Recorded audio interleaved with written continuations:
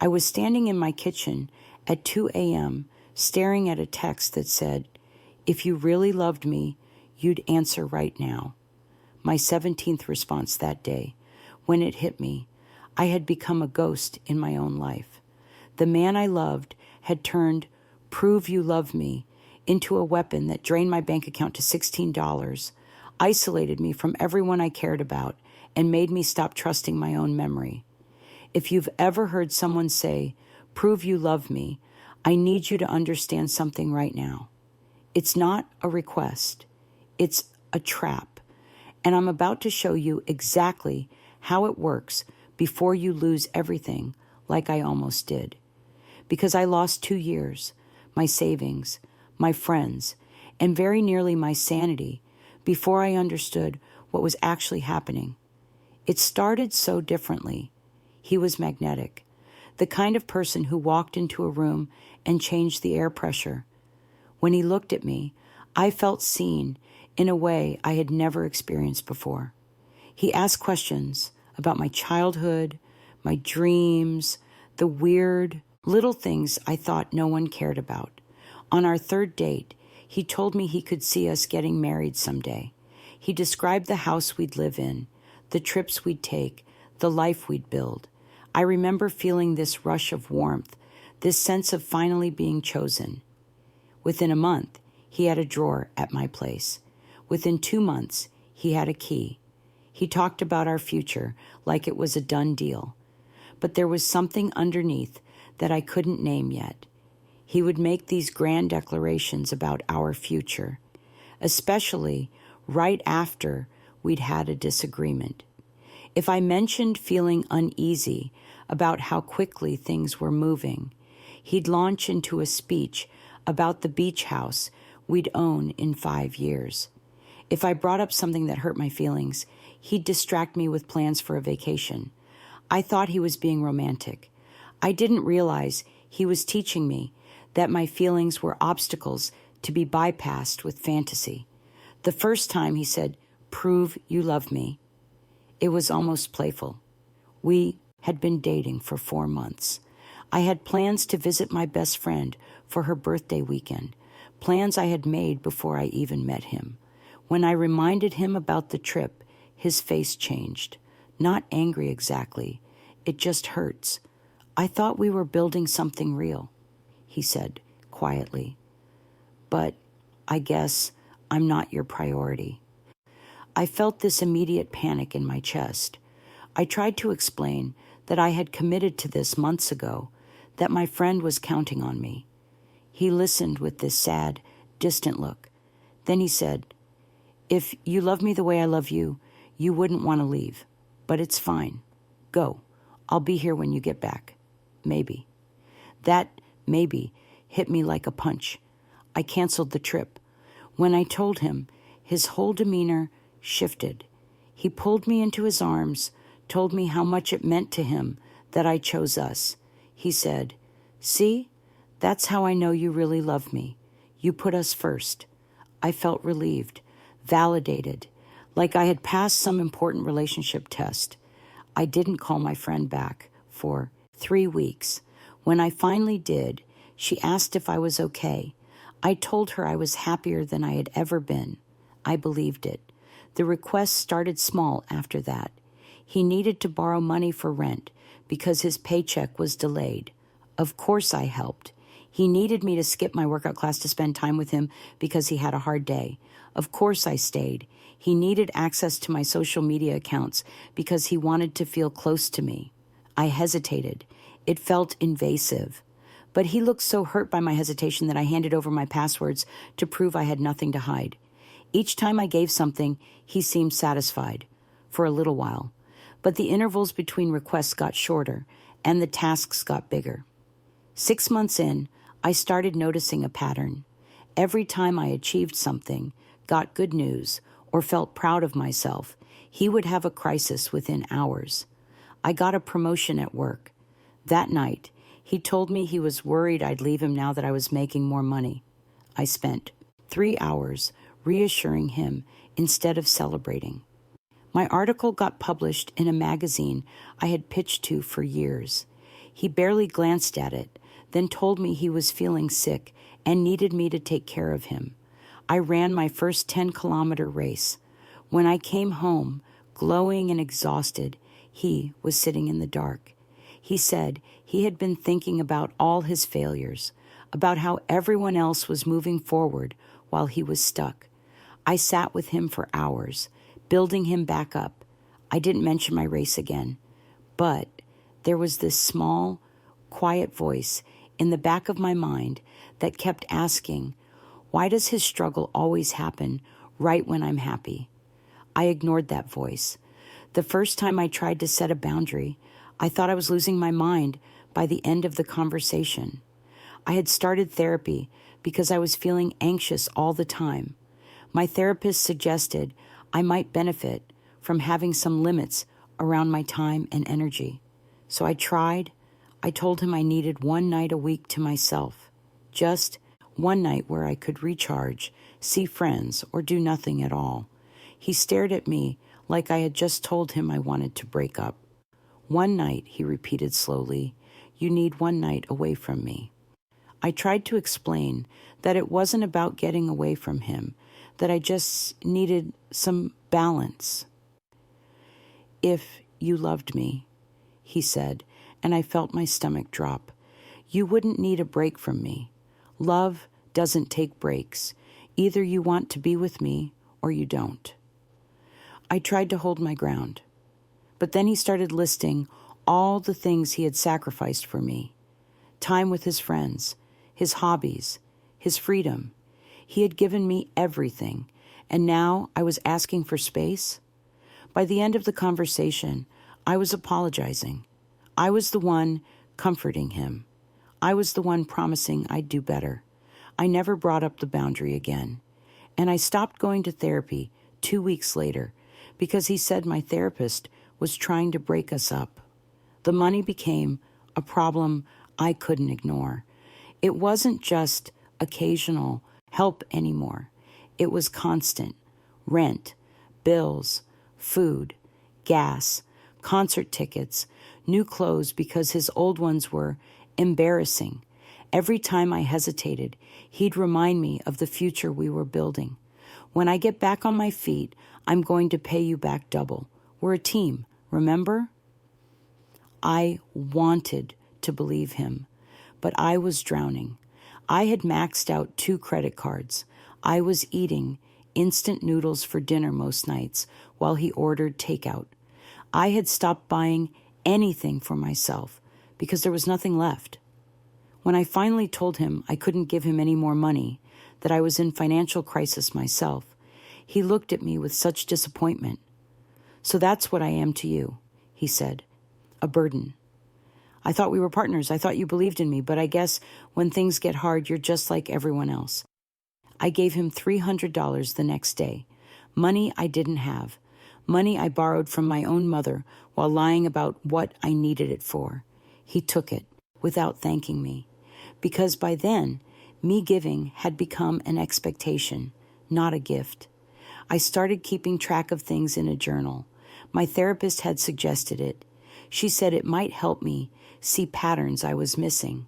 I wrote down what he said and what actually happened. He said he'd pay me back in 2 weeks. 4 months later, nothing. He said he was going to a job interview. I saw on social media he was at a bar with friends. He said he never yelled at me. I had a recording on my phone from 3 days earlier where he screamed that I was worthless for 20 minutes straight. But I had evidence now. When I showed him the journal, thinking maybe he'd see what I was seeing, his face went blank. Then it twisted into something I'd never seen before. You've been spying on me? Writing down everything I do like I'm some kind of criminal? This is crazy. You're crazy. Do you know how messed up this is? He grabbed the journal out of my hands and started reading entries out, loud in this mocking voice, making me sound paranoid and controlling. Then he ripped out pages and threw them on the floor. If you loved me, you'd trust me, but you don't. You're sitting here building a case against me like I'm your enemy. I spent the rest of the night picking up torn pages and apologizing for hurting him. I threw the journal away, and I stopped trusting my own memory. I think the worst part wasn't the money or the isolation. It was the hope, because every time I got close to leaving, he'd give me just enough to make me stay. A sweet text, a small gift, an apology that sounded real, a night where he was the person I met at the beginning, and I'd think, see, he does love me. Things are getting better. But they never did. The good moments were just long enough to make me forget how bad the bad moments were. Just frequent enough to keep me hoping that if I loved him harder, proved myself more, we'd get back to that place we started.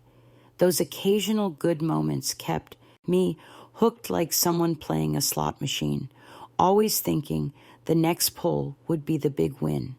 I wasn't staying because things were good. I was staying because they were sometimes good, and that sometimes was enough to erase the reality of most of the time.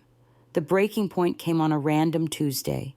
I was sitting on my bathroom floor, looking at an email from my landlord about late rent, and I just stopped. I stopped making excuses. I stopped rewriting the narrative. I stopped trying to figure out what I had done wrong. I looked around my apartment and saw what my life had become. Empty cabinets because I had given him my grocery money. Disconnected phone notifications from friends I had ignored for months. A savings account with $16 in it.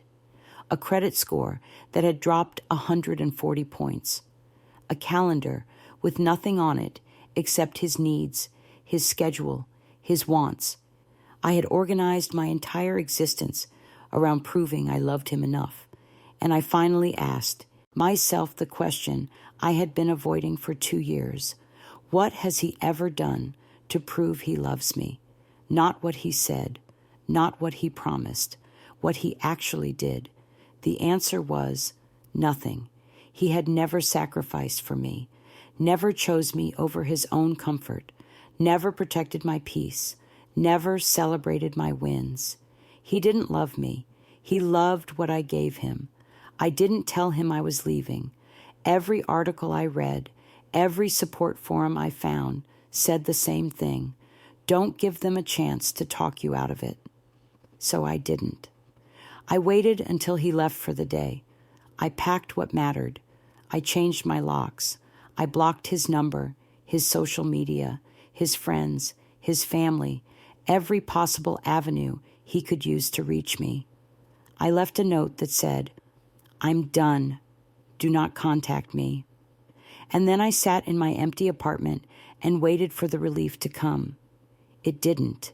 Instead, I felt terror. Because even though I knew, logically, that I had made the right choice, my body was in full panic mode. I kept checking my phone, even though I had blocked him. I kept imagining him showing up at my door. What if I was wrong? What if I had overreacted? What if he really did love me, and I just threw away the best thing that ever happened to me? It took 3 weeks of white-knuckling reality before my brain started to clear. The texts started coming from unknown numbers within hours. Please talk to me. I don't understand what I did wrong. I love you. We can fix this. Then, when I didn't respond, I always knew you were selfish. You used me. You'll regret this. I didn't respond to any of it, and eventually they stopped. But the hardest part wasn't dealing with him. It was dealing with myself. I sat with the reality of how much I'd given up, how many red flags I'd ignored, how many times my gut had screamed at me to run and I had silenced it. I started rebuilding slowly. I called my best friend, the one whose birthday I had canceled. I cried. I apologized. I told her everything. She didn't say, "I told you so." She just said, "I'm so glad you're out." I found a new therapist, one who specialized in this kind of relational harm. She gave me language for what I had experienced. She helped me understand that my brain had been rewired by the constant cycle of hope and pain. She explained that when someone uses your love as leverage, your mind gets stuck in a loop that feels impossible to break. Not because the relationship is good, but because you become trapped in the pattern of trying to get back to those early, perfect moments. She told me that healing wasn't about forgetting what happened. It was about remembering who I was before I started proving myself to someone who was never going to be satisfied. I picked up extra shifts at work. I met with a financial counselor and built a plan to tackle the debt. It took a year, but I cleared it. I started journaling again, but this time not to prove anything to anyone, just to listen to my own voice. I reached out to friends I had neglected. Some of those relationships healed, some didn't. I went back to working out, to hobbies, to things that made me feel like myself. And little by little, the ghost I had become started to feel solid again. Here's what I need you to understand if you're in this right now. Prove you love me is not a question. It's a demand that can never be satisfied, because the goal isn't for you to prove anything. The goal is to keep you proving forever. Someone who loves you doesn't require constant evidence. They don't hold your affection hostage. Real love doesn't need to be proven over and over again. Real love trusts. Real love builds. Real love doesn't drain you until you're empty. And if you're with someone who makes you feel like you're never enough, like you're always one mistake away from losing them, you're not in a relationship. You're in a transaction, and you're the only one paying. I know what you're thinking right now, but he needs me. But he's going through a hard time. But he wasn't always like this. But what if I'm wrong? I thought about all of those things too, and I was still wrong to stay. Because here's the truth. You cannot love someone into being a different person. You cannot prove yourself to be valued. The only thing that happens when you keep trying is that you disappear. So here's what you do. You accept that this person is not going to change. I know that's brutal. I know you want to believe that if you just find the right words, the right approach, they'll wake up and see what they're doing. They won't. This is who they are. This is the pattern. You have to let go of the fantasy that your love is special enough to heal them. You set a boundary and you hold it. Even when they cry, even when they rage, even when they promise to change. No is a complete sentence. You don't have to explain it. You don't have to defend it. You just have to mean it. When they make demands, the answer is no. When they test your love, the answer is no. And when they escalate, which they will, you don't engage. You don't argue. You just repeat, no. If you can't leave yet, and I understand that sometimes you can't, you become strategically boring. You stop sharing your feelings. You stop sharing your wins. You stop sharing your struggles. You talk about the weather. You give them nothing they can use. You become uninteresting, unreactive. It's not forever. It's survival until you can get out. You document everything. They will try to convince you that you're remembering things wrong. They will rewrite history, so you write it down. You screenshot texts.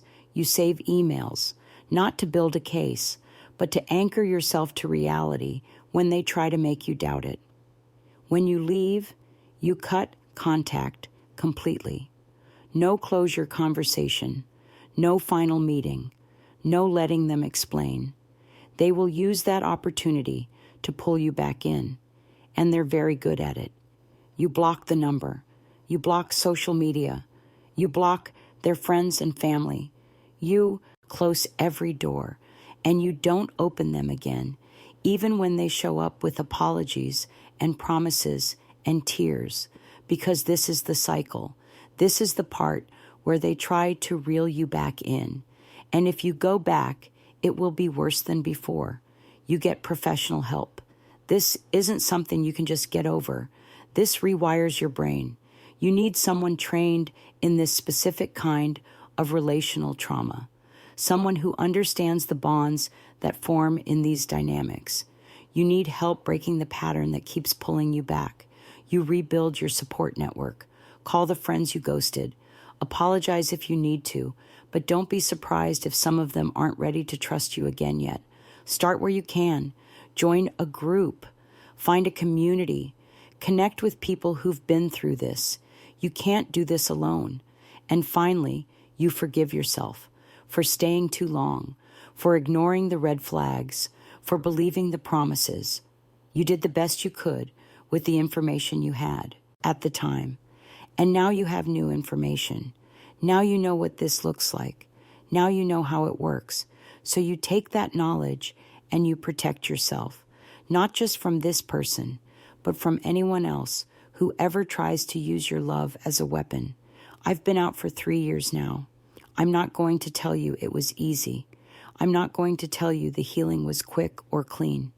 But I will tell you this. I know who I am again. I trust my own mind again. I have money in my savings account again. I have friends who show up for me again. I have joy again. And I will never, ever again let someone make me prove I love them. Because love isn't something you prove. It's something you feel, something you share, something you build together. And if someone requires constant evidence, constant sacrifice, constant loss of self, that's not love. That's control. And you deserve so much more than that. If you're reading this and you see yourself in my story, I need you to know something. This is not your fault. You are not weak for staying. You are not stupid for believing. You were targeted by someone who saw your kindness and decided to exploit it. And now that you see it, you have a choice. You can keep proving, keep sacrificing, keep disappearing, or you can choose yourself. It won't be easy, but it will be worth it. Because on the other side of this is a life where you're not constantly defending your worth, where you're not constantly giving pieces of yourself away, where you're not constantly afraid that one wrong move will ruin everything. On the other side of this is peace. You deserve to be loved without having to earn it. You deserve to be valued without having to prove it. You deserve to be seen without having to shrink. So if you're ready, take the first step. Set the boundary. Make a plan. Reach out for help. And when that voice in your head says, "But what if I'm wrong?" remember this. Someone who truly loves you will never make you question whether you're loved. They'll make you certain. And anything less than that is not love. It's just someone who learned that if they ask you to prove it, you will. Don't prove it anymore. Just leave and start proving to yourself that you were worth saving all along. Look, I know this was heavy. I know if you're in this right now, you might be feeling overwhelmed or scared. That's normal. But here's what I need you to do. Take one small action today, just one.